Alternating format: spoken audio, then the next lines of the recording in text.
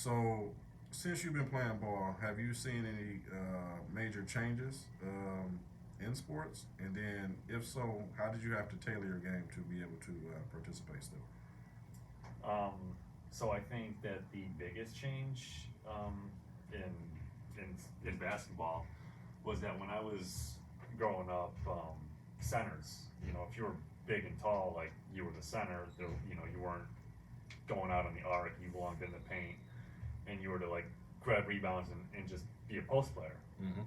And I mean, for me personally, I was actually probably ahead of the game because I was never a post player. I was always kind of like a stretch four nowadays or whatever.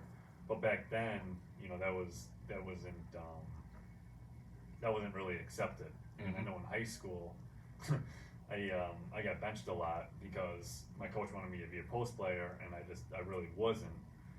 But yes, but nowadays the game has changed to where there's a lot more freedom and bigs are it's more acceptable for bigs to get out there and shoot, and they're encouraged to shoot. And nowadays, is if you can't shoot or you can't move, you Mm-hmm. know, more like a forward at least, Yeah. you're not going to play. I mean, so it's almost the opposite of Mm-hmm. how it used to be.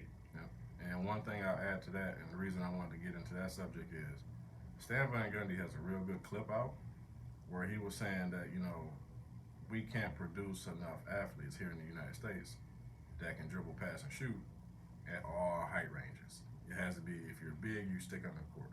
If you're this, you have to do this.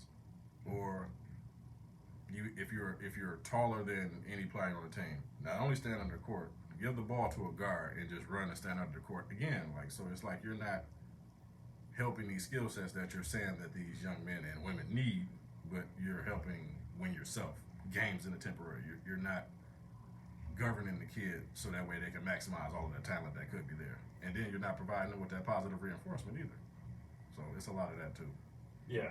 Well, the thing is, like, I mean, I feel like just coaches at younger ages, they put such a priority on winning Mm-hmm. that like you don't like think about developing the player for future skills or for future development. They're just out there to try to win the now. Mm-hmm. And I mean, and really when you're playing at that age, younger ages, you should be trying to develop the kids to be as good and as versatile as possible, Exactly. as opposed to just trying to tell like, hey, just stand here and put the ball in. Like that's not making anybody better. Exactly.